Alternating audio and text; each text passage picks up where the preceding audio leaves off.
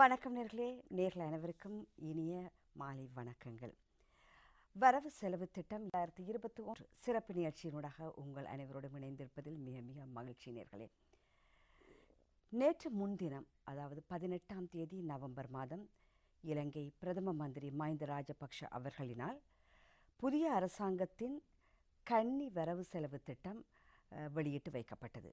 இந்த வரவு செலவு திட்டம் மக்களுக்கு எந்த வகையில் அனுகூலங்களை வழங்கப் போன்றது, அல்லது வியாபாரிகளுக்கு, தொழில் செய்பவர்களுக்கு எவ்வாறான நன்மைகளை பெற்றுக் கொடுக்க போகின்றது என்பது தொடர்பாகத்தான் நாங்கள் உங்களோடு இன்று பேச வந்திருக்கின்றோம்.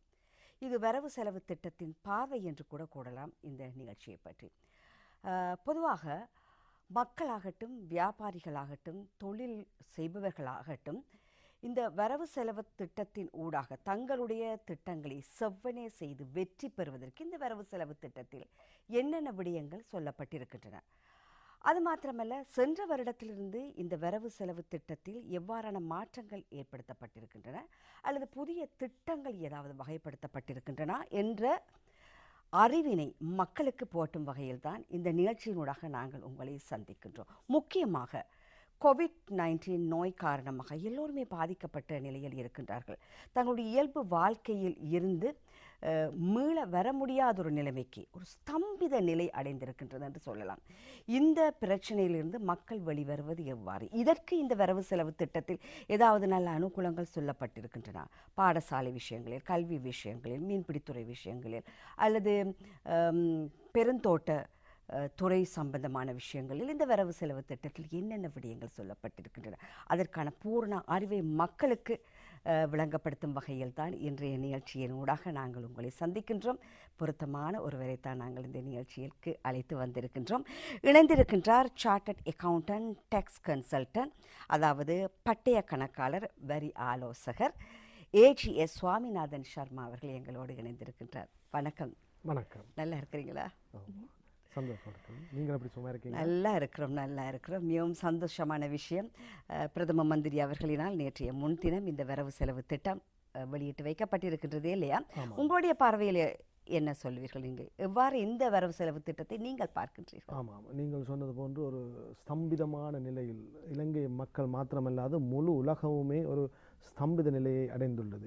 இந்த வகையில் இவ்வாறான ஒரு வரவு செலவு திட்டத்தை எமது பிரதமர் முன்மொழிந்தது மிகவும் வரவேற்கத்தக்கது.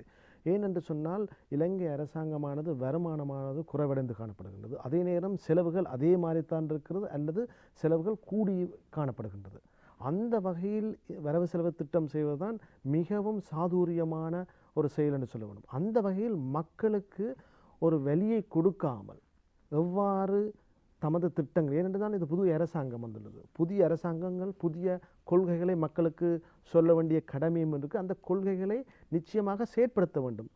ஆகவே கோவிட்-19 மாத்திரம் சாட்டாக சொல்லி திட்டங்களை அமுல்படுத்தாமல் இருக்க முடியாது. ஏனென்றால் மக்கள் அதை கேட்பார்கள். ஆக அந்த வகையில், அதாவது இந்த அரசாங்கமானது மிகவும் திறம்பட இந்த வரவு செலவு திட்டத்தை சமர்ப்பித்துள்ளது என்றுதான் எனது, அதாவது ஓவரால் வியூ என்று சொல்லும் பொழுது மிகவும் ஒரு சாதகமான சில. ஏன் அது சாதகமாக சொல்கிறேன் என்றால், பாதகமாக ஒன்றுமே இல்லை. ஆகவே அதை சாதகமாக எடுக்கணும். ஏனென்றால் நமது நிலைமை பாதகமாக இருக்கிறது.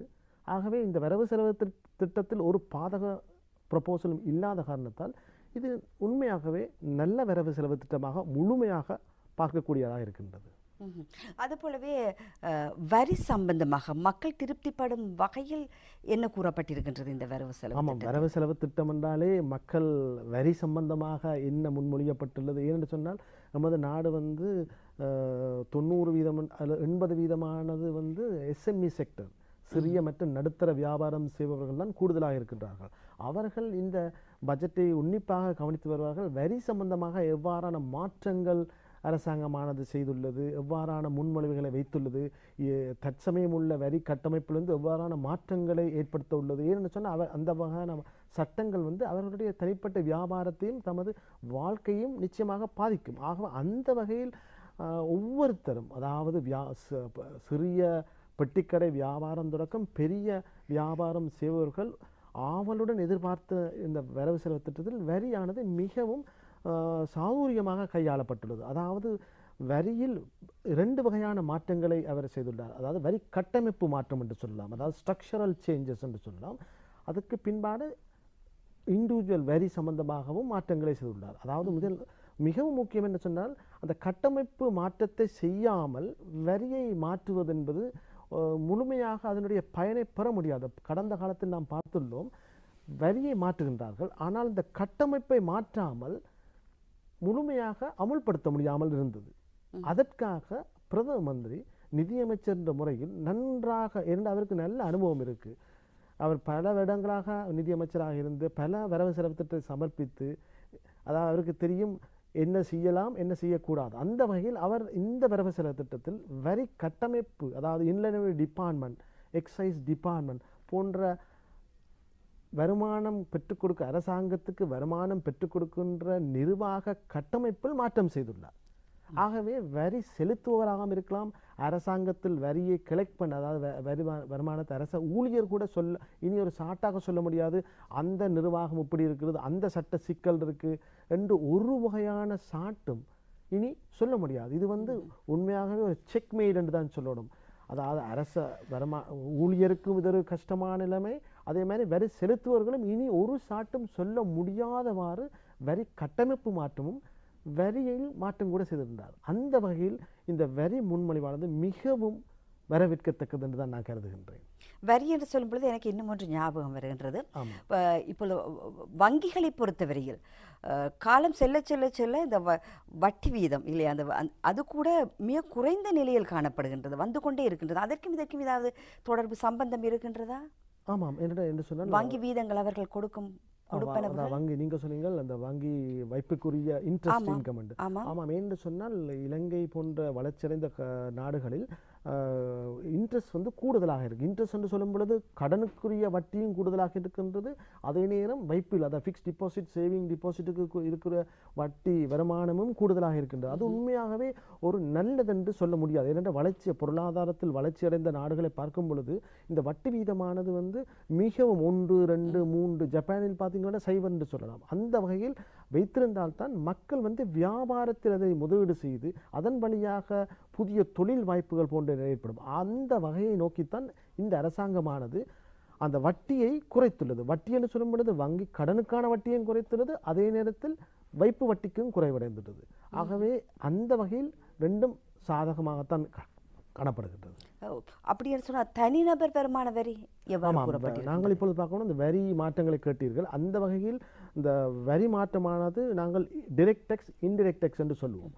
டிரெக்ட் டேக்ஸ் என்று சொல்லும் பொழுது தனிநபர் வருமான வரியை சொல்ல, தனிநபர் வருமானத்தில் அரசாங்கமானது மிகவும் தெளிவாக சொல்லியுள்ளது, அதாவது கன்சிஸ்டன்சியை உருவாக்கியுள்ளது. அது அரசாங்கம் இவ்வளவு காலமும் மக்களால் பெரிதும் குறை சொல்லப்பட்டது ஒன்றுதான், அரசாங்கமானது வரி கொள்கையில் ஒரு கன்சிஸ்டன்சி தன்மை இல்லாமல் இருந்தது. அதாவது ஒரு முன்மொழிவை வைத்தால், ஒரு ப்ரொபோசலை வைத்தால் அடுத்த 2 மாதமோ 3 மாதமோ ஒரு வருஷத்துக்குள் பல தடவைகள் மாற்ற செய்வதனால் வியாபாரம் செய்வர்களும் சரி வரி செலுத்துவர்களும் சரி அந்த வரியை கட்ட முடியாமல் திணறிக் கொண்டிருக்கிறார்கள். இந்த முன்மொழிவின் வாயிலாக 5 வருடத்துக்கு வரி ப்ரொபோசல் என்று சொல்ல, அந்த வரி முன்மொழிவுகளில் ஒரு மாற்றங்களும் செய்ய முடியாத வண்ணம் இந்த முன்மொழிவு செய்யப்பட்டுள்ளது. அந்த வகையில் இண்டிவிஜுவல் நீங்கள் சொன்ன மாதிரி தனிநபருக்குரிய வருமான வரியானது மாதத்துக்கு 2.5 லட்சம் ரூபாய் அளவு இருந்தால் வரி கட்ட தேவையில்லை, அல்லது வருஷத்துக்கு 30 லட்சம் வரை வருமானம் அதற்கு உள்ளாக இருந்தால் வருமான வரி கட்ட தேவையில்லை. அதற்கு மேலாக வந்தால்தான் வருமான வரியை கட்ட வேண்டி வரும்.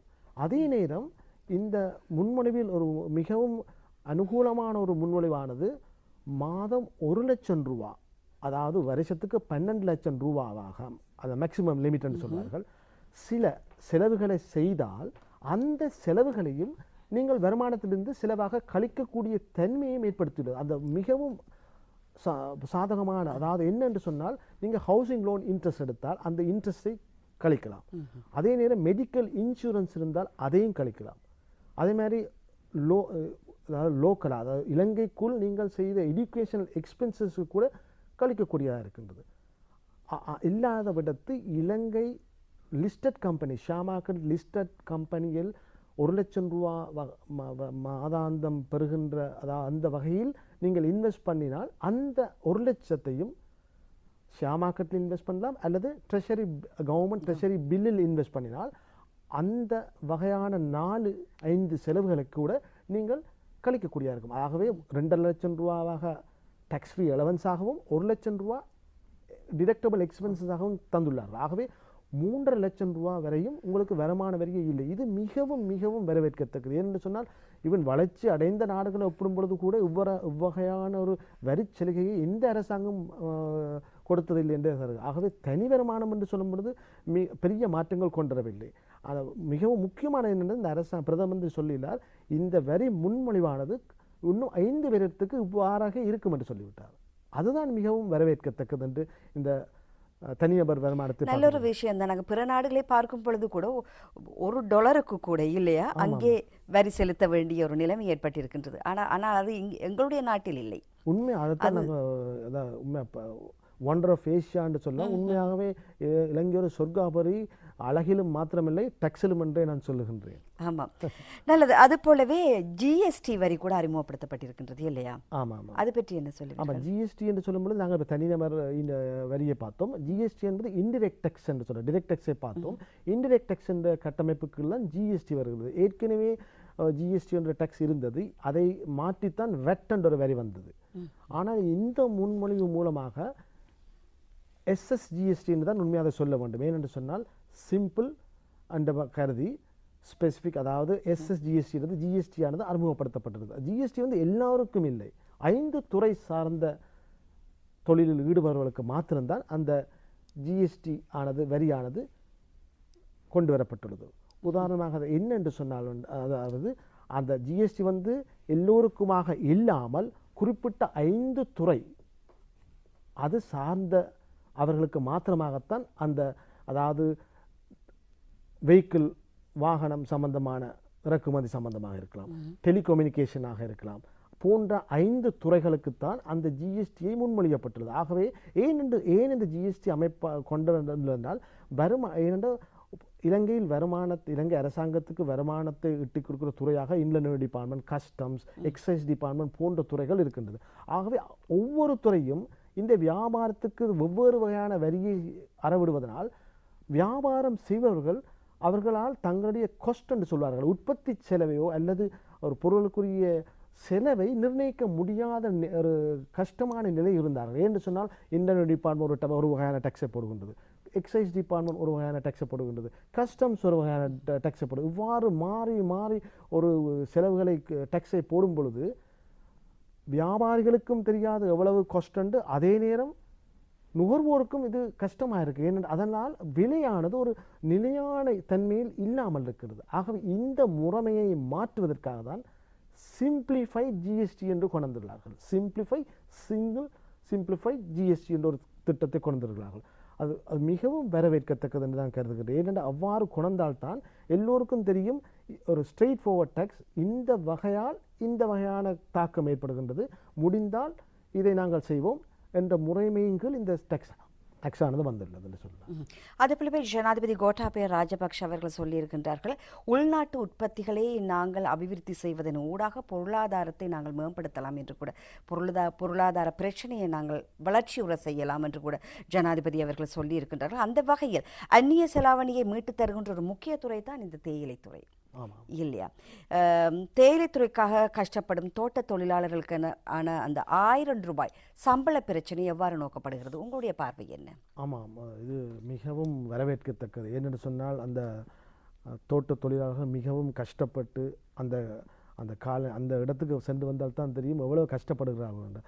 ஆகவே 1000 ரூபாய் என்பது உண்மையாகவே இந்த காலத்தில் ஒரு சாதாரண அமௌண்ட்டாகத்தான் கருத வேண்டும். ஏன்னு சொன்னால் நீங்கள் வேறு தொழிலை செய்பவர்களை பார்த்து ஈவன் கரத்தை தள்ளுபவர்களாக இருக்கலாம், நாளாந்த வேலை செல்பவர்கள் கூட நாங்கள் 1000 ரூபாய்க்கு கூடுதலாகத்தான் கொடுக்கின்றோம். ஆகவே இவ்வாறு தேயிலை என்று சொன்னீர்கள், உண்மையாகவே எமது நாட்டுக்கு அதி உச்சமாக அந்நிய செலாவணியை பெற்றுத்தருகின்ற ஒரு துறை பெருந்தோட்டத்துறை.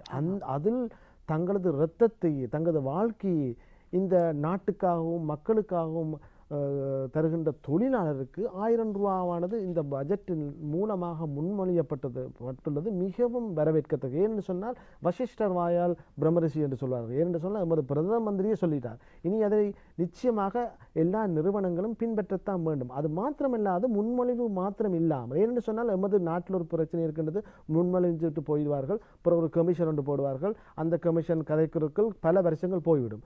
ஆகவே அந்த ப்ரொபோசல் கூட இல்லாமல். ஆனால் இந்த வரவு செலவு திட்டத்தில் பிரதம மந்திரியும் ஜனாதிபதியும் மிகவும் தெளிவாக சொல்கிறார்கள். ஏனென்றால் இந்த ஜனாதிபதியின் திட்டமானது சுபிட்சத்தை நோக்கியது என்ற திட்டம். ஏனென்றால் அரசாங்கம் அந்த ஜனாதிபதி ஆட்சிக்கு வரும்பொழுதே சொன்னார், நாட்டை ஒரு சுபிட்சமாக உருவாக்கி சுபிட்சத்தை நோக்கிய திட்டமாகத்தான் முன்மொழிந்தார். அதற்கு ஏற்ற வகையில் தான் நமது பிரதம மந்திரியும் இந்த வரவு செலவு திட்டத்தை முன்மொழிந்துள்ளார்.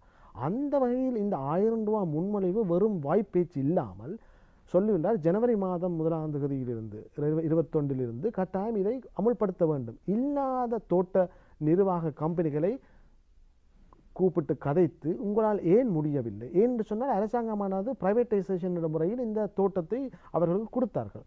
கொடுத்துவிட்டு அவர்கள் நன்றாகத்தான் ப்ராஃபிட் எடுக்கிறார்கள். நல்ல லாபம் இருக்குது இல்லை என்று சொன்னாலும் உண்மையாகவே. ஏனென்று சொன்னால் அந்த டைம் கொடுக்கும் பொழுது ஒரு டாலரின் பெறுமதி 50 ரூபா, இன்று 180 ரூபா 200 ரூபா வரைக்கும் போகுது. ஆகவே அந்நிய செலாவணியில் நல்ல வருமானத்தை பெற்றுத் தருகின்றார்கள். அவ்வாறு லாபம் அடையாவிட்டால் அது அவர்களுடைய மேனேஜ்மெண்ட், அதாவது மேனேஜ்மெண்ட்டுடைய கோளாறு என்று தான் சொல்லணும். அவர்களுக்கு லீடர்ஷிப் ஸ்டைல் இல்லையோ தெரியவில்லை, லேட்டஸ்ட் டெக்னாலஜியை பாவிக்கிறார்களோ இல்லை என்ற முறையினால் தான் அவர்கள் லாபத்தை ஈட்ட முடியாத இருக்கின்றது. ஆகவே தான் அரசாங்கம் என்ன சொல்லுகின்றது என்று சொன்னால், நீங்கள் வாருங்கள், நாங்கள் கதைப்போம். ஏன் உங்களால் முடியவில்லை? 1000 ரூபாய் கொடுக்க கம்பெனிகளும் இருக்கிறார்கள். சில கம்பெனி 1000 ரூபாய் கொடுக்க முடியாது சொல்லிவிட்டார்கள். அவ்வாறு சொன்னால் நீங்கள் வாருங்கள், நாங்கள் கதைப்போம். கதைத்து அதுக்கு ஒரு உங்களுக்கு அந்த உங்களுக்கு முடியாவிட்டால் அந்த நிர்வாகத்தை எங்களிடம் தாருங்கள், நாங்கள் செய்யக்கூடிய கம்பெனிக்கு கொடுத்து அவர்கள் மூலமாக இந்த தோட்ட தொழில் இந்த தேயிலையை நாங்கள் செய்து அவர்கள் மூலமாக அந்த முன்மொழியப்பட்ட 1000 ரூபாயை கொடுக்கின்றோம் என்ற ஒரு செக் மெயிலை வைத்துள்ளார்கள். ஆகவே இப்போ ஒரு கொடுக்க முடியாத கம்பெனி கூட இனி போக மாட்டார்கள். ஏன்னு சொன்னால் தங்களுடைய வீக்னஸ் தெரிய வந்தது. ஆகவே நல்ல ஒரு வகையான முன்மொழிவு என்று தான் சொல்கிறது. சாதுரியமாக செயற்பட்ட ஒரு திட்டமாகத்தான் இந்த 1000 ரூபாய் முன்மொழி. ஆரம்பத்தில் இல்லையென்று சொன்னாலும் நிச்சயமாக அவர்கள் கொடுப்பார்கள். ஆகவே தோட்ட தொழிலாளர்கள் மிகவும் சந்தோஷப்படுவார்கள் என்றே சொல்லுகின்றேன். அதுபோலவே ஜனாதிபதியினுடைய உரையை நான் கேட்க சந்தர்ப்பம் எனக்கு கிடைத்தது. அதில் அவர் ஒரு இடத்தில் கூறியிருக்கின்றார், பல்கலைக்கழக அனுமதிகளை இப்போது அதிகரித்திருப்பதாக. கல்வி நடவடிக்கைகளை பற்றி, கல்வியை மேம்படுத்தும் வகையில் எவ்வாறான திட்டங்கள் வகைப்படுத்தப்பட்டிருக்கின்றன இந்த வரவு செலவு திட்டம்? ஆமாம், இந்த ஜனாதிபதியின் நோக்கமே சுபிட்சத்தை நோக்கி. ஏனென்றால் எமது நாடு என்ன வளம் இல்லை, உண்மையாகவே எமது நாட்டில் எல்லாம் இருக்கின்றது. ஏனென்று சொன்னால் வெளிநாட்டில் போய் வந்தவர்கள் தான் தெரியும்.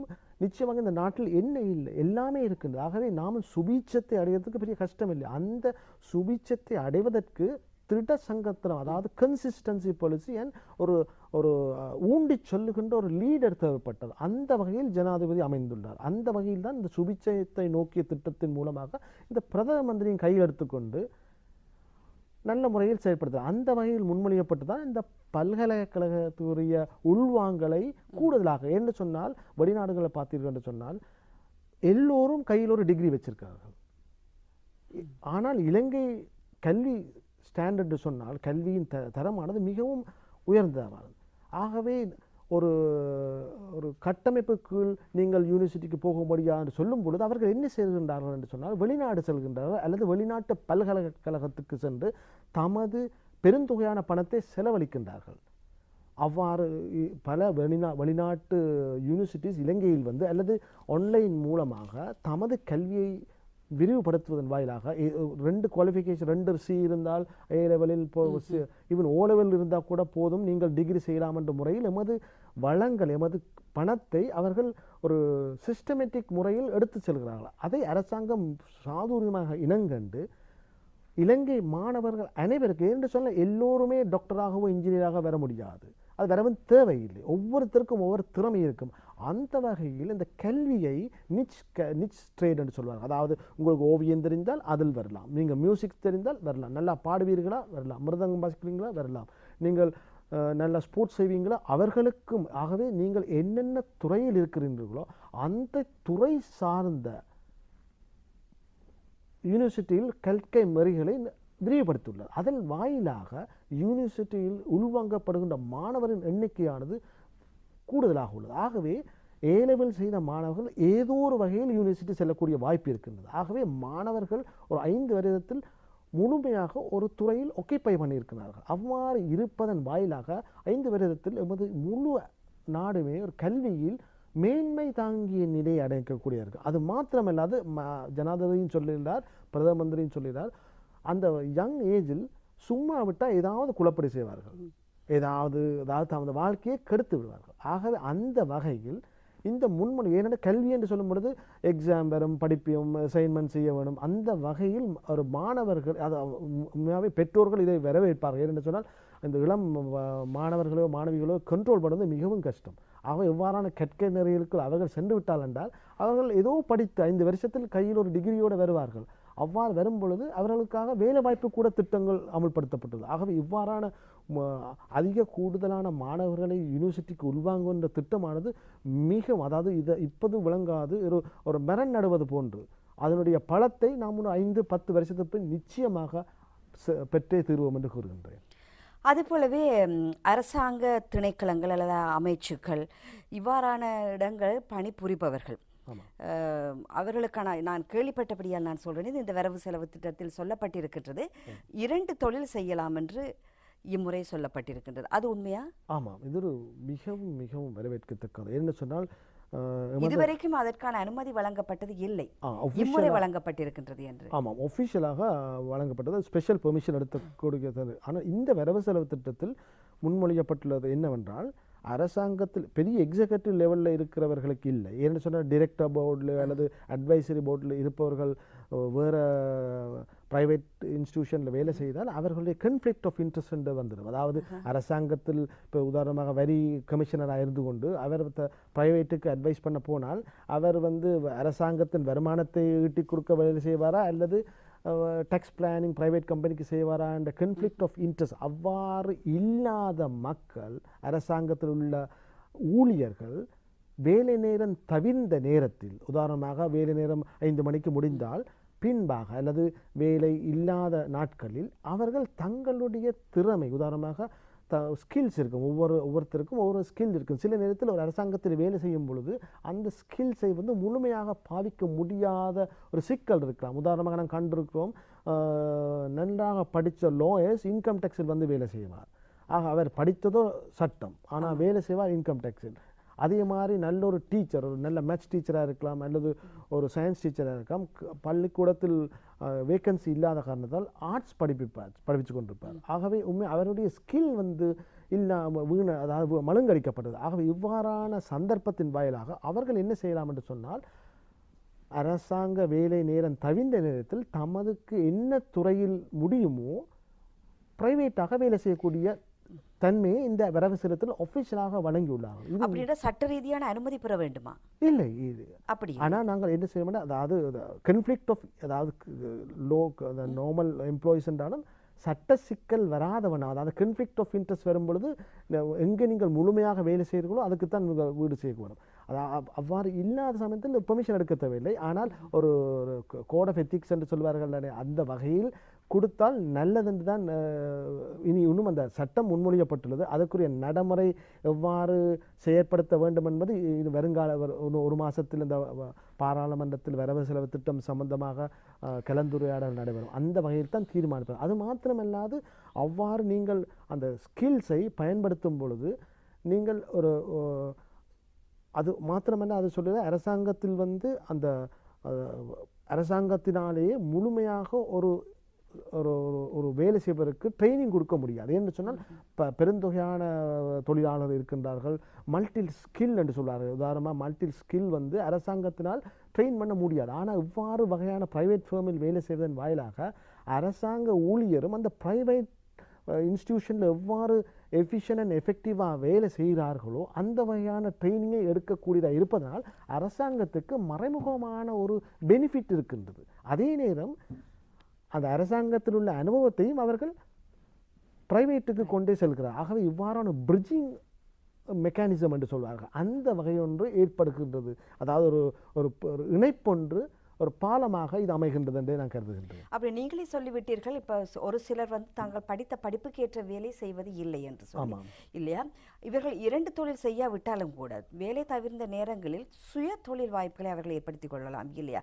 அவற்றுக்கு ஏதாவது சொல்லப்பட்டிருக்கின்றதா இந்த ஆமாம் வரவு ஆமாம் செலவு திட்டத்தில்? நிச்சயமாக என்று சொன்ன அரசு ஊழியர்கள் உதாரணமாக நாங்கள் பார்த்துருப்போம், அரசு ஊழியர்கள் இப்போ கிராமத்தை விட்டு வெவ்வேறு இடத்தில் தான் வேலை செய்கிறார்கள். ஆகவே அவர்கள் தமது வேலை தவிர்ந்த நாட்களில் விடுமுறை நாட்களில் சுயமாக ஒரு தொழிலை ஒரு கடையை வைத்துக்கொண்டு அல்லது ஒரு தமக்கு தெரிந்த வகையில் இன்ஸ்டிடியூஷனை உருவாக்கி அதன் மூலமாக பிரைவேட் ஜாப்பை செய்ய ஒஃபிஷியலாக, அதாவது சட்டத்தின் மூலமாக செய்யலாம் என்றதை பிரதம மந்திரி முன்மொழிந்துள்ளார். இது மிகவும் ஏனென்று சொன்னால் நீங்கள் பார்த்திருப்பீர்கள், ஒரு எல்லோருக்குமே இந்த காலத்தில் மல்டி ஸ்கில் இருக்கிறது.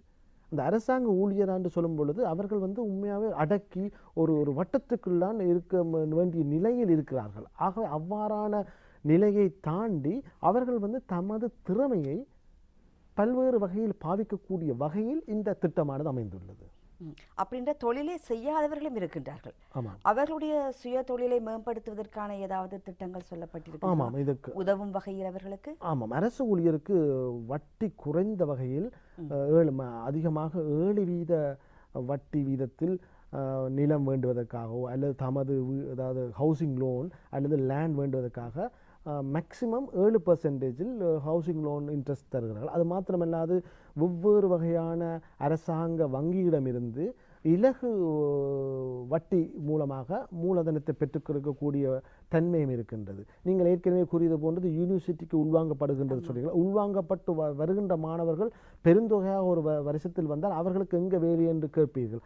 அந்த வகையில் கூட இந்த பிரதம மந்திரி சொல்லியுள்ளார், அதாவது ஸ்டார்ட் அப் கம்பெனிஸ் என்று சொல்வார்கள். அவர்களுக்கு கூட ஒரு குறிப்பிட்ட அதாவது ஸ்டார்ட் அப் கேபிட்டல், அதாவது வியாபாரத்தை செய்வதற்காக ஒரு ஒர்க்கிங் கேபிட்டல் தேவைப்படும். அந்த கேபிட்டலை கூட 4% பெற்றுக்கொள்ளக்கூடிய தன்மையை கூட இந்த அரசு, ஏனென்று சொன்னால் எல்லோருமே அரசாங்கத்தின் தொழிலை தங்கி இராமல் வருங்காலத்தில் நீங்கள் கூட பிரைவேட்டாக செயற்பட்டு தனி வியாபாரமாக செயற்படுவதன் வாயிலாக இந்த நாடு வந்து ஒரு இந்தியா அப்படித்தான் இருந்தது 20-30 வருஷத்துக்கு முன்னாடி. அந்த வகையில் இலங்கையும் எல்லா துறையும் வளர்ச்சியடைந்து விட்டால் நிச்சயமாக ஆட்டோமேட்டிக்காகவே இந்த நாடு வந்து செழுமை, அதாவது ஜனாதிபதியின் குறிக்கோளை நிச்சயமாக அடையும் என்று கருதுகின்றேன்.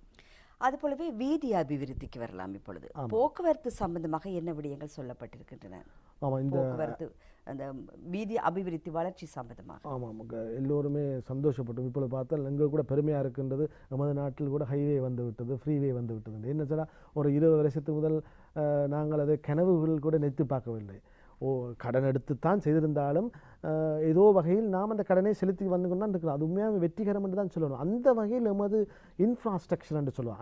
இந்த வரவு செலவு திட்டத்தில் இன்ஃப்ராஸ்ட்ரக்சர் டெவலப்மெண்ட்டுக்கு மிகவும் முக்கியத்துவம் கொடுக்கிறது. பெருந்தொகையான பணம் இந்த இன்ஃப்ராஸ்ட்ரக்சர் டெவலப்மெண்ட்டை நோக்கியதாக இருக்கின்றது. அதாவது அரசாங்கத்தினால் முன்மொழியப்படுவது என்று சொன்னால் ஜனாதிபதியும் பிரதம மந்திரி மிகவும் முக்கியமாக பார்க்கின்றார்கள்.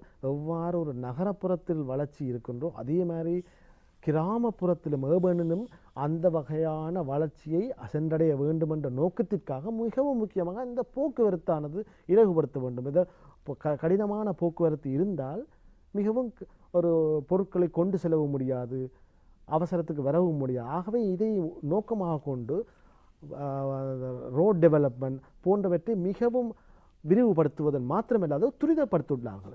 20 வருஷம் 30 வருஷம் என்று போட்டு இழுத்தடிக்காமல், அதாவது வெளிநாட்டிலிருந்து பெற்றுக்கொள்ளக்கூடிய கடனை அவர்களுடைய பெர்மிஷன் எடுத்து மிகவும் முக்கியமான துறையாக கண்ட இந்த போக்குவரத்து துறைக்கு செலவு செய்யக்கூடிய பெர்மிஷனை அந்த டோனர், அதாவது லோன் எடுத்த கண்ட்ரி, அதாவது சைனாவாக இருக்கலாம், இந்தியாவாக இருக்கலாம், வேர்ல்டு பேங்காக இருக்கலாம், ஏஷியன் டெவலப்மெண்ட் பேங்காக இருக்கலாம், அவர்களுடைய பெர்மிஷன் இரண்டு நாங்கள் எடுக்கும் பொழுது வேறு தேவைக்கு எடுத்திருப்போம்.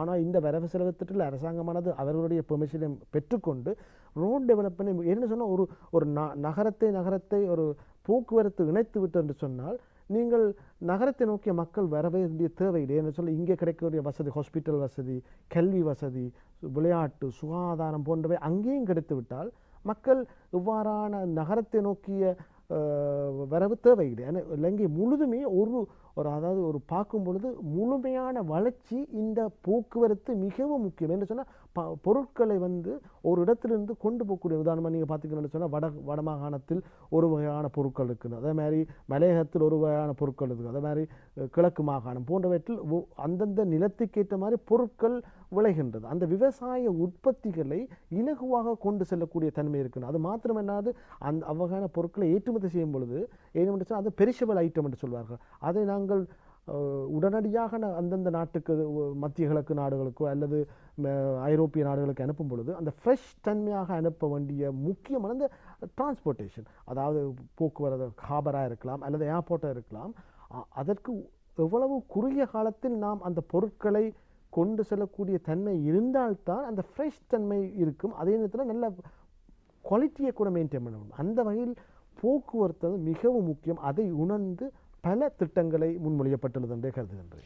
அதுபோல முக்கியமாக நாங்கள் இந்த சினிமா துறையை நாங்கள் எடுத்துக்கொண்டால் தயாரிப்பாளர்கள், இயக்குனர்கள் இவர்களுக்கான ஏதாவது சலுகைகள் வழங்கப்பட்டிருக்கின்றதா?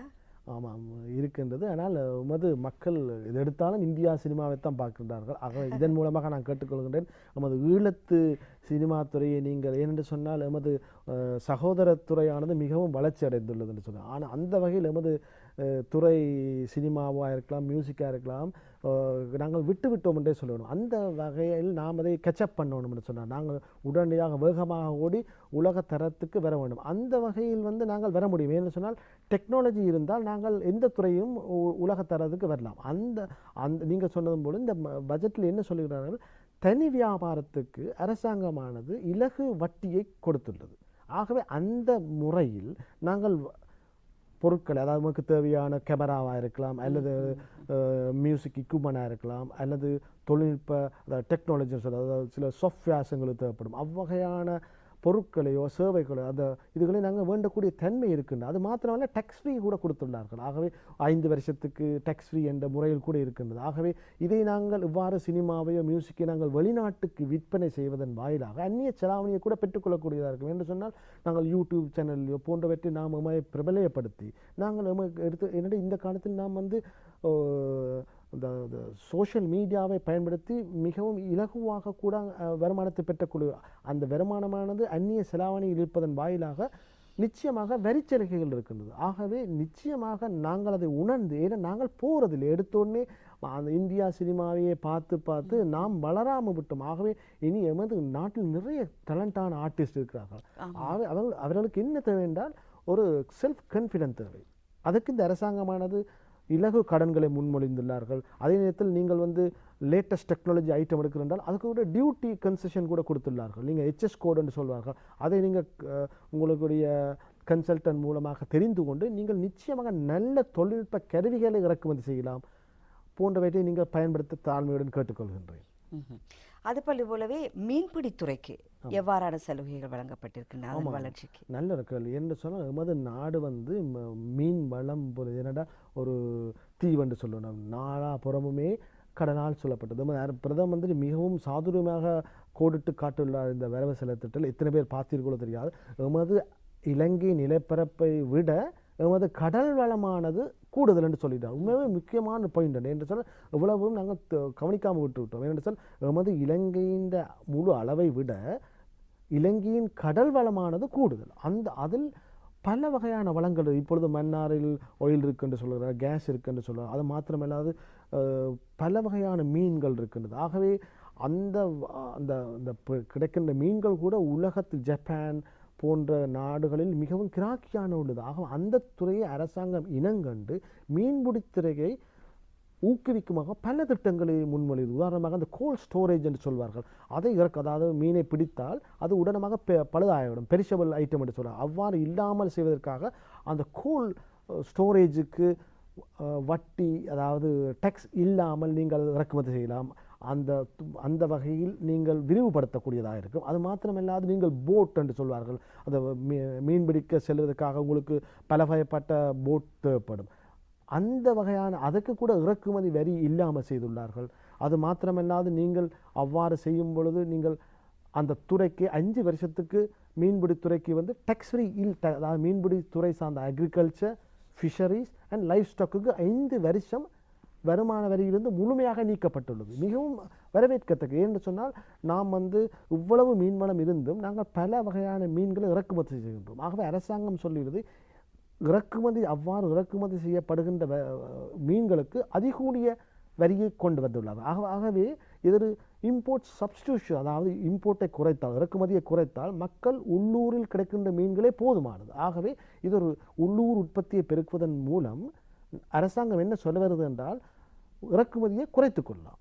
ஆக இவ்வாறான சலுகைகளை ஸ்டோரேஜ் வசதி கொடுக்குறார். டேக்ஸ் 5 வருஷத்துக்கு டேக்ஸே இல்லை முழுமையாக. ஆகவே இதை நிச்சயமாக பெரிய நீங்கள் வேறு எந்த தொழில் செய்தாலும் பரவாயில்லை, இவ்வாறான டேக்ஸ் ஃப்ரீ ப்ரொப்போசல்களை நீங்கள் வியாபாரம் செய்வர்கள் எடுத்தால் உங்களால் முடியாவிட்டாலும் நீங்கள் ஒரு இடங்கண்டு அவர்களிடத்தில் நீங்கள் இன்வெஸ்ட்மெண்ட் தொகையை கொடுத்து கம்பெனி கூட அந்த ஃபிஷரிஸை மேம்படுத்த முடியும். அரசாங்கமானது பல வகையான சலுகைகளை இவ்வாறு முன்மொழிந்துள்ளார். ஆகவே மக்கள் இதை, அதாவது இந்த பெனிஃபிட் எல்லாம் எப்படி என்று சொன்னால் ஒரு கேக் ட்ரேயில் கேக்கை கொடுப்பது மாத்திரம் மாறி இல்லை. நாங்கள் போய் தேடி சென்று, அதாவது சேத்துக்கள் செந்தாமல் என்று நாங்கள்லாம் போய் சென்று அதை பார்த்து எடுத்து பயன்படுத்தினால் நிச்சயமாக நல்ல வளமுள்ள நாடாக முன்னேறலாம். உள்ளூர் உற்பத்திகளை நாங்கள் அதிகரிக்க செய்யலாம், ஆனால் வாகன இறக்குமதிகளை நாங்கள் நிறுத்த முடியாது இல்லையா? வாகனங்களின் விலை கூடிக்கொண்டே போகின்றது. அது போலவே அதற்கான வரியும் கூட கூடிக்கொண்டே போகிறது. அது பற்றி என்ன சொல்லுவீர்கள் நீங்கள்? உண்மையாகவே நீங்கள் கேட்ட கேள்வி. ஏனென்றால் நாங்கள் அரசாங்கம் கூட இந்த முறை சொல்லியுள்ளது, அரசாங்கத்தின் வருமானத்தில் 35% இந்த வாகன இறக்குமதிக்கே போகின்றது என்று. அதை மிகவும் துல்லியமாக இனங்கண்டு அரசாங்கமானது வெரி போல்ட் டிசிஷன் என்று சொல்வார்கள். 1 வருஷத்துக்கு வாகனமே இறக்குமதி செய்ய முடியாதென்ற சட்டத்தை கொண்டு விட்டார்கள். மிகவும் ஒரு டிசிஷன் மேக்கிங் டஃப். ஏன்னு சொன்னால் ஒரு டிசிஷன் எடுத்தால் 4 பேர் நல்லது சொல்வார்கள், 10 பேர் கூடாது சொல்வார்கள். அதையெல்லாம் கணக்கெடுக்காமல் அரசாங்கமானது முதல் ஃபேர்ம் டிசிஷன் எடுத்து விட்டார்கள், வாகனங்களை இறக்குமதி செய்ய முடியாது என்று. இது மிகவும் வரவேற்கத்தக்கது. ஏன்னு சொன்னால் எமது நாட்டில் இருக்கின்ற வாகனங்கள் இன்னொரு பல வருஷத்துக்கு போதுமானது. ஏன்னு சொன்னால் நாங்கள் மற்ற நாடுகளும் விட நாங்கள் ஒரு வாகனத்தினை முழுமையாக பயன்படுத்தல. 1 வருஷம் பாவிப்போம், அந்த வாகனத்தை விட்டு வேறு வாகனத்துக்கு போவோம். ஏனென்று தெரியாது, ஒரு ஃபேஷனாக கூட வந்துள்ளது. அந்த வகையை அரசாங்கம் இனங்கள். ஏனென்று சொன்னால் அவ்வாறு இல்லாத விடத்து நீங்கள் சொன்னீங்கன்னா, நான் ஆரம்பத்தில் வாகனம் பண்ணும்போது 8 லட்சத்துக்கு வேண்டலாம், இப்போ 8 லட்சத்துக்கு 3 வீலர் கூட வேண்ட முடியாத நிலைமை உள்ளது. ஏனென்று சொன்னால் இந்த அந்நிய செலாவணி, அதாவது டாலர் ரேட்டும் கூடிட்டு உள்ளது. அதே நேரம் அரசாங்கமும் கட்டுப்படுத்த முடியாது. ஏன்னா எங்களோட வசதி இருக்கும், சின்ன நாடு, ரோட் இன்ஃப்ராஸ்ட்ரக்சர் இப்பொழுது தான் நாங்கள் செய்து வருகின்றோம். இதுக்கு கூடுதலான வாகனம் நடந்தது. ஆகவே இறக்குமதியை தடை செய்கிறார்கள். அவ்வாறு தடை செய்தால் நாங்கள் இருக்கிற வாகனத்தை தான் பயன்படுத்த வேண்டும். அதற்காக அரசாங்கம் நல்ல ஒரு திட்டத்தை கொண்டு வந்தால் ஸ்பேர் பார்ட்ஸ் என்ற டியூட்டியை குறைத்துள்ளார்கள். மிகவும் கவனிக்க வேண்டியது, ஒவ்வொருத்தரும் கவனிக்க வேண்டியது. ஏன்னு சொன்னால் இந்த ஸ்பேர் பார்ட்டில் இலங்கையில் வியாபாரம் செய்வர்கள் கூடுதலாக இருக்கின்றார்கள், உதிரிப்பாக. அதுக்கு அவர்கள் இந்த இறக்குமதி வரியை குறைத்துள்ளார்கள். இது மிகவும் வரவேற்கத்தக்கது. அவ்வாறு இருந்து அதை சொல்லுவார்கள், அந்த காலத்தில் எங்களோட பெரியவர்கள் சொல்வார்கள், ஒரு பொருளை ஒன்றால் பட்டை அடிக்கணும் என்று சொல்லுவாங்க. அதாவது நாங்கள் அதை அடிக்கடி மாற்றாமல் ஒரு பொருளை முழுமையாக பாவிக்கணும். அந்த தன்மை இந்த காலத்து ஜெனரேஷனில் குறைந்துள்ளது என்று சொல்லுவோம். ஆகவே ஏன்னா ஜனாதிபதியும் பிரதம மந்திரியும் அந்த காலத்து அனுபவப்பட்டவர்கள். ஆகவே அவர்கள் இந்த முறைமையை எமது மக்களுக்கு சொல்லுகின்றார்கள். ஆகவே நீங்கள் அந்த வகையான வாகனங்களை நீங்கள் திருத்தி அதன் வாயிலாக நீண்ட காலம் பாவிக்கலாம். ஆகவே அவ்வாறு செய்வதன் மூலம் 1000 பில்லியன் ரூபீஸ் அந்நிய செலாவணி சேமிப்பு என்று சொல்லுவார்கள்.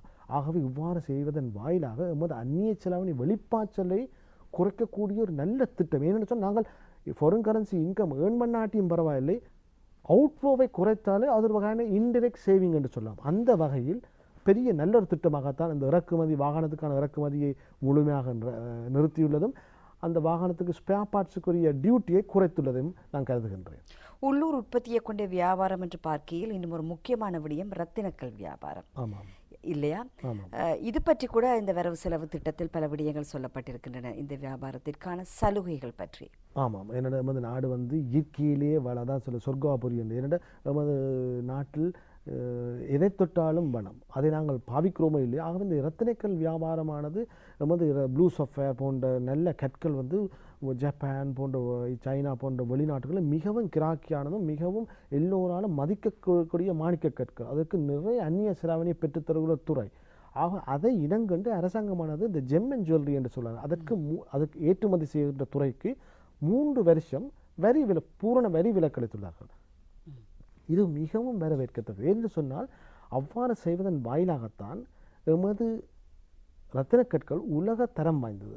அந்த தரம் வாய்ந்த இரத்தின கற்களை ஏனெனில் இப்போ குளோபலைசேஷன் சொல்லுவாங்க. உதாரணமாக குளோபலைசேஷன் சொல்லும் பொழுது நாங்களும் போய் இரத்தின கற்களை கொண்டு விற்கலாம். அதில் அவருடைய ஃபாரினர்ஸ் கூட இப்போ வருகின்றார்கள். இந்த கோவிட்க்கு உட்பட்ட காலத்தில் நிறைய வெளிநாட்டு சுற்றுலாத்துறை வந்தார். அவர்கள் இந்த இரத்தினக்களுக்கு ஒரு மிகவும் விரும்பி வேண்டக்கூடிய ஒரு துறையாக இருந்தது. ஆகவே ஃபாரின் கரன்சியாக நீங்கள் அந்த இரத்தினக்கற்களை விற்றால் அதில் கூடிய வருகின்ற வருமானத்துக்கு நீங்கள் வரி செலுத்த வேண்டிய தேவையில்லை. ஆகவே இது ஒரு மிகவும் வரவேற்கத்தக்க ஒரு ப்ரப்போசலாகத்தான் கருதுகின்றேன். சுற்றுலாத்துறையினரை பற்றி நீங்கள் சொல்லும்போது ஞாபகம் வருகின்றது, இந்த ஹோட்டல் துறை நன்றாக வீழ்ச்சி அடைந்த நிலையில் வந்திருக்கின்றது COVID-19 தாக்கம் காரணமாக. அவற்றை மேம்படுத்தும் வகையில் ஏதாவது சொல்லப்பட்டிருக்கின்றதா? ஆமாம், நல்ல ஒரு கேள்வி கேட்டு. ஏனென்று சொன்னால் உண்மையாகவே இந்த சுற்றுலாத்துறையானது கடந்த 10 வருஷம் மிகவும் ஒரு நல்ல ஒரு துறையை நோக்கி, இலங்கையை நோக்கி சுற்றுலா வருபவர்கள் பல நாடுகளிலிருந்து வந்தவர்கள் கண்ணூர் பட்ட போன்று இந்த தொடர் குண்டு காட்ட ஈஸ்டர் பொம்பிளாஸ்டும் அதே நேரம் இந்த கோவிடும் வந்துள்ளது என்றால் இதெல்லாம் நாங்கள் தாண்டி எமது இலங்கை மக்கள் இதுக்கெல்லாம் பழக்கப்பட்டுள்ளோம். எத்தனையோ பிரச்சனை கண்டுள்ளோம். இதெல்லாம் தாண்டி நிச்சயமாக நாங்கள் வெற்றி அடைவோம். ஆகவே இந்த ஹோட்டல் செக்டர் உண்மையாகவே பாதிப்படைந்துள்ளது. ஏனென்று சொன்னால் அப்போ மிகவும் பாரிய முதலீடு செய்து ஒவ்வொரு கம்பெனிஸும் அந்த ஹோட்டல் துறையையும் அது மாத்திரமல்ல சுற்றுலாத்துறை சார்ந்த துறையும் பலதரப்பட்ட வகையில் பல முதலீடுகள், பெருந்தொகையான முதலீடுகளை மக்கள் கம்பெனிகள் செய்துள்ளது. இந்த கடைசி 10 மாதங்களாக வியாபாரமே இல்லை என்றே சொல்ல வேண்டும். பிரேக் ஈவன் பாயிண்டை கூட, அதாவது லாபம் நட்டம் இல்லாத நிலையை கூட அடைய முடியாத ஒரு பிரச்சனை உள்ளது. அது மாத்திரமே அதில் தங்கியிருந்த மக்கள் இன்று வேலை இல்லாத பிரச்சனையை எதிர்நோக்கின்றார். ஆக அதை உணர்ந்து அரசாங்கமானது உடனே அந்த கோவிட் வந்த 3 மாதத்திலே இந்த ஒர்க்கிங் கேபிட்டல் ப்ராப்ளத்தை 4% வட்டியில் கடனை பெற்றுக் கொடுத்தார். அது போதுமானதா இல்லையானது வேறு கேள்வி. உடனே அது இனங்கண்டு அரசாங்கமானது முன்மொழிந்து பல கம்பெனிகள் எடுத்துள்ளார். அதாவது முதல் ஒர்க்கிங் என்று சொன்னால் ஒர்க்கிங் கேபிட்டல் என்று சொன்னால் அதாவது ஒரு கம்பெனியை கொண்டு நடத்துவதற்கு மிகவும் தேவையான ஆக குறைந்த தொகை. அது இருந்தால் நாங்கள் வேலை செய்பவருக்கு சம்பளம் வழங்கலாம், நமது நடைமுறை செலவுகளை செய்யக்கூடிய தேவையை அரசாங்கம் உதவி செய்தது. மிகவும் 4% வட்டி. ஏன்னா அந்த சமயம் அந்த கோவிட் வரும் முன் அந்த சாதாரண லோனுக்குரிய வட்டி வீதமானது கிட்டத்தட்ட 21, 18 வகை அந்த வகையில் இருந்தது. அது இருக்கத்தக்கதாக 4% அந்த வட்டியை பெற்றுக் கொடுத்தது. அது மாத்திரமல்லாது மொனட்டோரியம் என்று சொல்வார்கள். அந்த வட்டியை திருப்பி செலுத்தக்கூடிய தன்மையும் கேபிட்டலை ரீபேமெண்ட் செலுத்த வேண்டிய காலத்தையும் 6 மாதமாக அந்த கிரேஸ் பீரியட் என்று சொல்வார்கள். பிறகு இந்த கோவிட் ஆனது கண்டினியூ, அதாவது தொடர் கதையாக இருக்கிறதால் கடந்த மாதம் அரசாங்கமானது இன்னும் 6 மாதங்களை பெற்றுக் கொடுத்துள்ளது. இந்த சுற்றுலாத்துறைக்கு வருகின்ற செப்டம்பர் வரை கூட எக்ஸ்டெண்ட் பண்ணியிருக்கிறார்கள். ஆகவே அரசாங்கமானது மிகவும் தெளிவாகத்தான் இருக்கிறது. சுற்றுலாத்துறை இனங்கள் ஏன்னு சொன்னால் சுற்றுலாத்துறையானது பெரும் அந்நிய செலாவணியை பெற்றுக்கொள்கிற துறை. ஆகவே இதை நாங்கள் இப்பொழுது ஒரு தக்க வைத்துக் கொள்ள வேண்டும். என்னோட இப்படியான கஷ்டம் வரும் பொழுதும் அரசாங்கமானது ஒரு முண்டு கொடுத்து உதவி செய்கின்றது. ஆகவே இந்த பெனிஃபிட்டை அவர்கள் ஏன் எடுக்க முடியாது இருக்கின்றேன்னு சொல்லிவிடுறேன். நிறைய இலங்கையில் நிறைய கம்பெனிகளோ வியாபாரம் செய்வர்களோ ஒழுங்கான முறையில் தங்களை பதிவு செய்வதில்லை. பதிவு செய்யாத கம்பெனிகள், அதாவது எக்ஸ்போர்ட் டெவலப்மெண்ட் போர்டு, அந்த டூரிஸ்ட் போர்டு போன்றவற்றில் தங்களை பதிவு செய்திருந்தால் மாத்திரமே இந்த கடன்களை பெற்றுக்கொள்ளக்கூடிய தன்மை இருந்தது. எமது இலங்கையில் என்ன செய்வார்கள் என்றால் நெத்த உடனே கம்பெனியை செய்து கம்பெனி ஒழுங்காக ரெஜிஸ்டர் பண்ணுற இல்லை. அவ்வாறு இருக்கும் பொழுது வங்கிக்கு செல்லும் பொழுது வங்கி அவர்கள் கொடுக்க, ஏன்னா வங்கி ரிஸ்க் எடுக்க மாட்டாங்க. ஏனென்றால் எல்லோருக்கும் கடனை கொடுத்து விட்டு யார் பிற திருப்பி எடுக்குது. ஆகவே வங்கியும் கடனை கொடுக்கும் பொழுதும் யார் நன்றாக திருப்பி செலுத்துவார்கள், யார் தொடர்ச்சியாக வியாபாரம் செய்வதை இனங்காண்டது. ஆகவே நாங்கள் என்ன செய்யணும் என்று சொன்னால் உடனடியாக கம்பெனியை ஒழுங்குபடுத்த வேணும், ரெஜிஸ்டர் பண்ணி அந்த சட்ட திட்டங்களுக்கு நாமும் பின்பற்றுகின்றோம் என்று வங்கிக்கு காட்டினால்தான் இந்த வகையான என்னென்று சொன்னால் இந்த கோவிடானது எமது சுகாதார அமைச்சரன் சொல்லினார், இது ஒரு 3.5 வருஷத்துக்கு போக போகுது. ஆகவே வியாபாரம் செய்வர்கள் அனைவரும் அந்தந்த நிர்வாகத்திலோ மாவட்டத்திலோ பிரதேச சபையிலோ நீங்கள் கட்டாயமாக ரெஜிஸ்டர் பண்ணி அதன் வாயிலாகத்தான் அரசாங்கத்தினால் முன்மொழியப்படுகின்ற இவ்வகையான சலுகைகளை பெற்றுக்கொள்ளக்கூடியதாக இருக்கும் என்று சொல்லுகின்றேன். இவ்வாறான விடயங்கள் மக்களை சென்றடைவது குறைவாகத்தான் இருக்கின்றது. அதற்காகத்தான் இந்த நிகழ்ச்சியை நாங்கள் நேயர்களுக்காக வழங்கி கொண்டிருக்கின்றோம். அது போலவே வயோதிபர்களையும் நாங்கள் மறந்துவிட முடியாது இல்லையா? இவர்களுடைய ஓய்வூதியம் தொடர்பாக இவர்களுக்கு ஏதாவது புதிய சலுகைகள் வழங்கப்பட்டிருக்கின்றனவா? ஆமாம், வயதுபர்கள் என்று சொல்லும்போது உண்மையாக அவர்கள் வந்து ரிட்டையர்மெண்ட் ஏஜ் அதுக்கு முதல் நான் சொல்ல வேண்டிய அரசாங்கமானது இந்த ரிட்டையர்மெண்ட் ஏஜை வந்து 60 வயசாக உயர்த்தியுள்ளது. ஏனென்று சொன்னால் பிரதம மந்திரி மிகவும் துல்லியமாக அதாவது ஒரு முதல் வந்து ஆண்கள் பெண்கள் என்று டிஃபரன்ஷியேட் இருந்தார்கள். இப்போது எல்லாருமே சமம். என்னென்னு சொன்னால் திறமை என்பது பார்க்கும் பொழுது பெண்களும் இப்பொழுது ஆண்களுக்கு சமமாக சில சமயத்தில் ஆண்களும் விட கெட்டிக்காரர்களாக இருக்கின்றார்கள். ஆகவே ஆண்கள் பெண்கள் என்று பாகுபாடு இனி பார்க்க முடியாததுக்கான இனங்கண்டு அந்த ரிட்டையர்மெண்ட் ஏஜை 50 60 என்று இருந்தது, 55 என்று இருந்தது. இப்போது எல்லோருக்குமே 60ஆக கூட்டியுள்ளார்கள். இது மிகவும் முக்கியம். ஏனென்று சொன்னால் அதாவது ஒருவருடைய லைஃப் எக்ஸ்பெக்டன்சி என்று சொல்வார்கள். எவ்வளவு காலம் 50 55 இருந்தது. ஆனால் கடந்த காலத்தை பக்கத்தில் 70 75ஆக ஏனென்று சொன்னால் உலக சுகாதாரம் நாங்களும் சுகாதாரத்தில் முன்னேறி இருக்கோம். அந்த காலத்தில் மாறி இல்லாமல் சுகாதாரத்தில் நாங்கள் எக்ஸசைஸ் எல்லாம் செய்து வசதிகள் ஏற்பட்டு எங்களுக்கு நாலேஜும் இருப்பதால் நமது ஆயுள் காலமும் கூடியுள்ளது. ஆகவே அரசாங்கம் அந்த ரிட்டையர்மெண்ட் ஏஜை 60ஆக கூட்டியுள்ளது. அந்த வகையில் உண்மையாக ஆகவே மக்கள் வந்து வேலை செய்து சாதாரணமாக 60 வயது வரையும் வேலை செய்து வருமானத்தை எடுத்துக்கலாம். அதுக்கு பின்பாக இந்த நீங்கள் சொன்ன மாதிரி இந்த பென்ஷன் ஸ்கீம் என்றது அரசாங்க வருமானத்தில் உள்ளவர்களுக்கு கிடைக்கின்றது. இல்லாதவர்களுக்கு பிரைவேட் பென்ஷனாக பல திட்டங்களை அரசாங்கமானது முன்மொழிந்தது. அதில் மிகவும் முக்கியமானது இந்த தனியார் கம்பெனியில் வேலை செய்வர்களுக்கு பென்ஷன் என்ற முறை இல்லை. அதனால்தான் எல்லோருமே அந்த உதாரணமாக அந்த வடமாகாணத்தை எடுத்துக்கொண்டால் வடமாகாணத்தின் வளர்ச்சியும் வீழ்ச்சியும் இந்த அரசாங்க வேலையை நோக்கி செல்லுதென்றே நான் கருதுகின்றேன். ஏன்னு சொன்னால் வடமாகாணத்தில் வந்து எல்லோருமே அரசாங்க தொழிலை பெற்றுக் கொடுக்கின்றால் ஒரு மோட்சமாக இருக்கிறார்கள். ஆகவே அந்த வகையில் இல்லாமல் அரசாங்கமானது பிரைவேட் வேலை செய்வர்களுக்கும் தனியார் வியாபாரம் செய்வர்களுக்கும் பென்ஷன் திட்டத்தை அறிமுகப்படுத்தி விட்டார்கள். அது எவ்வாறு என்று சொன்னால் ஒரு கம்பெனியில் 50க்கு மேற்பட்ட ஊழியர் இருந்தால் அதாவது உற்பத்தி அதாவது மேனுஃபேக்சரிங் கம்பெனியாக இருக்கலாம் அல்லது சர்வை கம்பெனியாக இருக்கலாம். அவ்வாறு அந்த கம்பெனி 50க்கு மேற்பட்ட தொழிலாளர்கள் இருந்தால் தமது டேர்ன் ஓவரில் 0.25% பென்ஷனாக அதாவது இன்சூரன்ஸ் என்ற முறையில் கொடுக்கணும். ஆகவே அவர்கள் அது ஒரு மறைமுக பென்ஷனாகத்தான் கருது. இன்சூரன்ஸ் என்று செல்லும் பொழுது நாம் ஏன் பென்ஷன் போகிறோம் என்றால் நமக்கு அந்த வயது காலத்தில் மருத்துவ செலவுக்கு வாழ்க்கை செலவுக்கு தேவைப்படும் பொழுது இங்கிருந்து காசு அதற்குத்தான் இந்த பென்ஷன் முறை. ஆகவே இன்சூரன்ஸ் மெக்கானிசம் கூட அதை நோக்கியதாகத்தான் அரசாங்கமானது முன்மொழிந்துள்ளது என்றே நான் கருதுகின்றேன். ஆகவே அது ஒரு 50க்கு மேற்பட்ட தொழிலாளர்கள் அல்லாது இந்த பையிங் அண்ட் செல்லிங் என்று சொல்வார்கள். அதாவது கொடுக்கல் வாங்கல் செய்கின்ற நிறுவனத்துக்கு 5க்கு மேற்பட்ட தொழிலாளர்கள் இருந்த ஏனென்று இதை நீங்கள் கட்டாயம் தெரிந்திருக்க வேண்டும். வியாபாரம் செய்வர்கள் இதை நிச்சயமாக தெரிந்திருத்தல் வேண்டும். ஏனென்று சொன்னால் நீங்கள் 50க்கு மேற்பட்ட அதாவது நீங்கள் மேனுஃபேக்சரிங்காக இருக்கலாம் அல்லது நீங்கள் சர்வீஸ் செக்டராக இருந்தால் 50க்கு மேற்பட்ட உங்களோட தொழிலாளி இருந்தால் 0.25% உங்களோட டேர்ன் ஓவரில் நீங்கள் மாதம் கட்ட வேண்டும். இது ஒரு மறைமுக டெக்ஸ் என்றே அவர் சொல்லியிருந்தார். ஏனென்று சொன்னால் இதை சேமிப்பு. ஏனென்று சொன்னால் எமது ஊழியர்கள்தான் எமது சொத்து. எமது நிலமோ அல்லது டேஞ்சிபிள் அசட்ஸ் மாத்திரம் அதாவது தொட்டு உணரக்கூடிய சொத்துக்கள் மாத்திரம் நிறுவனத்தின் சொத்துக்கள் இல்லை. அனுபவப்பட்ட தொழிலாளி கூட இன்டேஞ்சிபிள் அசட் என்று சொல்வாங்க. அவர்களுடைய அனுபவம் கூட ஒரு குட்வில். அவர்களுடைய நல்ல அனுபவம் உள்ள ஸ்டாஃப் இருந்தால் அது ஒரு சொத்தாக இருக்கு. ஆக அவர்களையும் நாங்கள் வேல்யூ பண்ணணும். அவர்களுக்காகத்தான் இந்த செலவை நான் செய்கின்றோம். ஆகவே இந்த நிறுவனமானது தமது டேர்ன் ஓவரில் விற்பனை பொருளில் 0.25% ஒதுக்க வேண்டும்.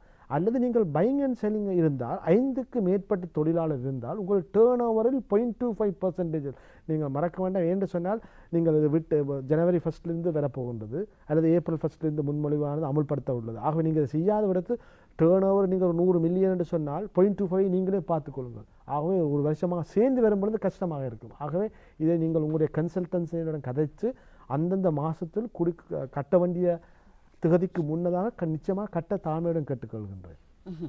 அதுபோலவே இன்றைய காலத்திற்கு பொருத்தமான நல்ல ஒரு கேள்வி. இந்த COVID-19 பாதிப்பின் பின்னர் உள ரீதியாக மாத்திரமல்ல உடல் ரீதியாக நிறைய பேர் பாதிக்கப்பட்டிருக்கின்றார்கள். கொரோனா வைரஸ் பாதிப்பு இல்லாவிட்டாலும் கூட வேறு வகையான பாதிப்புகள் இல்லையா, உடல் ரீதியான பாதிப்புகள். ஆனால் வைத்தியசாலைக்கு செல்வதற்கு நிறைய பேர் பயப்படுகின்றார்கள். இந்த வேளையில் சென்றாலும் கூட அவர்களுடைய கட்டணங்களை பார்த்து இன்னொரு வருத்தமே வந்து விடுகின்றது மக்களுக்கு இல்லையா? கட்டணம் கூடிக்கொண்டே செல்கின்றது இன்றைய காலகட்டத்தில்.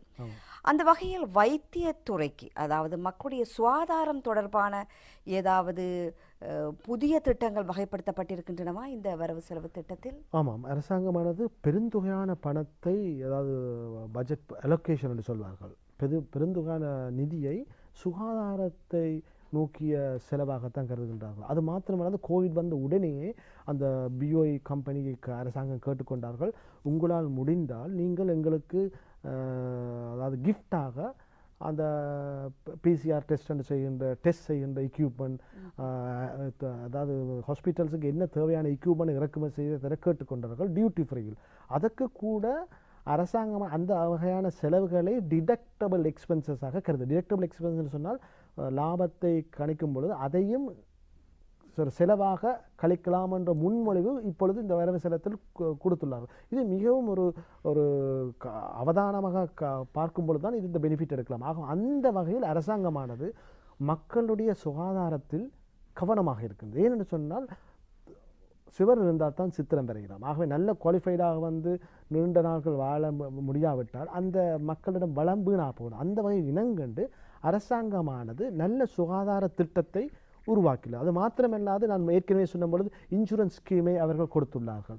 அந்த வாரிய அந்த அரசாங்கமானது மக்களுடைய சுகாதாரத்தை மேம்படுத்தும் முகமாக கிராமம் துறக்கம் நகரத்தில் எவ்வாறான வசதிகள் காணப்படுகின்றதோ அந்த வகையில் பிரைவேட் பார்ட்னர்ஷிப் என்று சொல்வாங்க. அதாவது அரசாங்கமும் தனிநபரும் சேர்ந்து இவ்வாறான திட்டங்களுக்கு ஆக்சிலரேட்டட் டிப்ரிசியேஷன் என்று சொல்வாங்க, அதாவது கேபிட்டல் அலவன்ஸ் என்று சொல்வாங்க. அதாவது வேண்டுகின்ற மூலதன செலவுகளை 2 வருஷத்தில் கழிக்கக்கூடிய தன்மை, குறுகிய காலத்தில் கழிக்கக்கூடிய தன்மை, டியூட்டி ஃப்ரீயாக கூட இறக்குமதி செய்யக்கூடிய, அதாவது இல்லை நார்மலாக நாங்கள் இம்போர்ட் பண்ணும் பொழுது பெருந்தொகையான டியூட்டி வரும். ஆனால் இவ்வகையான மருத்துவ சார்ந்த செலவுகளை செய்யும் பொழுது அரசாங்கமானது டியூட்டி ஃப்ரீயாக கருதி அவற்றை இறக்குமதி செய்யக்கூடிய தன்மையை, அது மாத்திரமல்லாது ரிசர்ச் அண்ட் டெவலப்மெண்ட், அதாவது நீங்கள் எமது நாடு வந்து ஆயுர்வேத மருத்துவத்தில் மிகவும் மேன்மையான நிலையை இருக்கிறது. ஆகவே ஆயுர்வேதம் சம்பந்தமாக, அதாவது இலங்கையில் வந்து 2 சப்ஸ்டிடியூஷன் என்று சொல்கிறாங்க. நாங்கள் நிறைய இறக்குமதி அந்நிய செலவினையை மருந்து இறக்குமதிக்காக செலவுகிறோம். ஆகவே அரசாங்கம் சொல்லுகிறது, நீங்கள் இலங்கையிலேயே நிறுவனங்களை ஸ்தாபித்து மருந்துகளை உற்பத்தி செய்தால் வரி 10 வருஷத்துக்கு வரிக்கழிவு கொடுக்கிறார்கள். ஏன்னு சொன்னால் இது வந்து long term strategic development project என்று சொல்வார்கள். அதாவது ஒரு நாட்டில் சுகாதாரத்தில் பெரிதும் தன்னிறைவை பெற்றுவிட்டால் நாம் இறக்குமதியை நாட வேண்டும். என்று சொன்னால் எமது நாட்டில் நல்ல வளங்கள் இருக்குது, அதை பயன்படுத்தி நாங்கள் எமது மருத்துவ உற்பத்தியை உருவாக்குவதன் வாயிலாக தான் அரசாங்கத்தின் ப்ரொபோசல் அமைந்துள்ளது என்றே நான் கருதுகின்றேன். ஆமாம், நாங்கள் எத்தனையோ துறைகளை பற்றி பேசிவிட்டோம். பெருந்தோட்டத்துறையை, கல்வித்துறையை, சுகாதாரத்துறையை, மீன்பிடித்துறையை, போக்குவரத்து துறை என்று எல்லாமே பேசிவிட்டோம். நாங்கள் இத்தனை துறை சார்ந்தவர்களும் ஆரோக்கியமாக வாழ வேண்டும் என்று சொன்னால் போஷாக்கான உணவு மிக மிக முக்கியம். இந்த உணவினை வழங்குபவர்கள் விவசாயிகள். ஆமாம், இவர்களுக்கான சலுகைகள் எவ்வாறு சொல்லப்பட்டிருக்கின்றன? நல்ல இருக்கு. அரசாங்கமானது ஒரு துறை கூட அரசாங்கம் வந்து சுபிட்சத்தை நோக்கி அந்த பொலிசியின் காரணமாக இலங்கையில் தன்னிறைவு அடைவை ஏற்படுத்தக்கூடிய மாதிரியான திட்டங்கள் மிகவும் முக்கியம். இலங்கை வந்து விவசாயத்தில் தன்னிறைவை பெற்றாலே நமக்கு வேறு ஒன்றுமே தேவையில்லை. என்னடா நமக்கு நல்ல அரிசி கிடைக்கின்றது, நல்ல கீரை வகைகள் கிடைக்கின்றது, நல்ல வெஜிடபிள் அதாவது காய்கறிகள் கிடைக்கின்றது. இதை தவிர வேறு என்ன தேவை? சத்தான உணவு கிடைக்கின்றது, மீன் வளங்கள். ஆகவே அக்ரிகல்ச்சர் அதாவது விவசாயத்துக்கு இலகு கடன் கொடுக்கின்றார்கள். அது மாத்திரமில்லாது சோள பேனல், உதாரணமாக நீங்கள் தண்ணி இறைக்கும் இயந்திரமாக இருந்தால் சோள பேனல் அதாவது என்ன, நாங்கள் வந்து இயற்கையான சூரிய ஒளி மூலமாக நாங்கள் அந்த மின் சக்தியை பெறுவதற்கு 4 லட்சம் ரூபாய் பெறுமதியான கடனை 4% வட்டியில் கொடுக்கின்றார்கள். அது மாத்திரமில்லாது நீங்கள் விவசாயம் சம்பந்தமான எக்யூப்மெண்ட் வேண்டுவதாக இருந்தால் நீங்கள் டியூட்டி இல்லாமலே வேண்டலாம். அது மாத்திரமல்ல, நீங்கள் காய்கறிகளை பதப்படுத்துவதற்கு ஸ்டோரேஜ் என்று சொல்வாங்க, கோல்ட் ஸ்டோர்ஸ், அதை கூட நீங்கள் இறக்குமதி செய்வதற்கு இம்போர்ட் டியூட்டி இல்லாமல் கூட செய்யக்கூடிய தன்மை அரசாங்கமானது.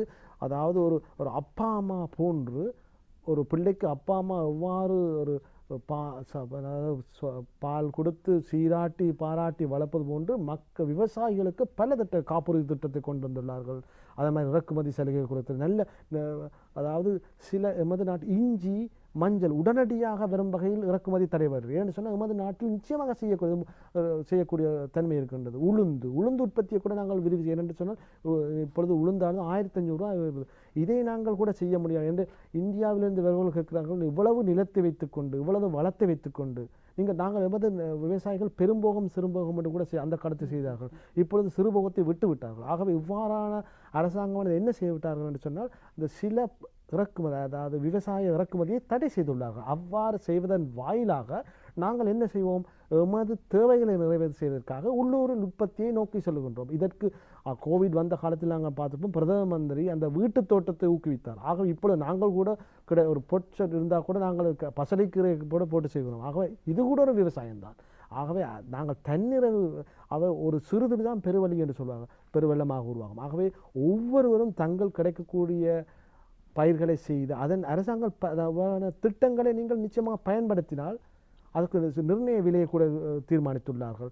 அது மாத்திரமல்ல, கிராமத்துக்கு கிராமம் எடுத்து சொல்லக்கூடிய பண்டமாற்று முறையை கூட அரசாங்கமானது ஊக்குவிக்கிறது. சத்தோச போன்ற நிறுவனத்தை உருவாக்கி அங்கே கூட கொடுக்கக்கூடிய வசதியை ஏற்படுத்தியிருக்கிறார். ஆகவே இந்த வகையான முறையில் விவசாயத்தை ஊக்கப்படுத்தியிருக்கிறார் என்று கருதுகின்றேன். நல்லது. பிரதம மந்திரி அவர்களினால் வெளியிட்டு வைக்கப்பட்ட புதிய அரசாங்கத்தின் கன்னி வரவு செலவு திட்டம் தொடர்பாக மேலோட்டமாகத்தான் இன்று பேசினோம் என்று நான் நினைக்கின்றேன். இன்னும் விரிவாக நாங்கள் பேசுவோம். அடுத்த வாரம் இந்த வரவு செலவு திட்டம் 2021 பார்வை தொடரும் என்ற சந்தோஷமான செய்தியோடு நாங்கள் விடைபெற இருக்கின்றோம். நிகழ்ச்சியில் கலந்து கொண்ட பட்டய கணக்காளர், வரி ஆலோசகர், consultant, chartered accountant, tax consultant AGS Swaminathan Sharma அவர்களுக்கு நம்முடைய நேயர்கள் சார்பில் நன்றிகளை தெரிவிக்கின்றோம். நன்றி நிகழ்ச்சியில் கலந்து கொண்டதற்கு. நன்றி, வணக்கம். மீண்டும் நாங்கள் அடுத்த வாரம் வரவு செலவு திட்டம் 2021 நிகழ்ச்சியினூடாக உங்கள் அனைவரையும் சந்திக்கும் வரை விடைபெறுகின்றேன். நன்றி, வணக்கம்.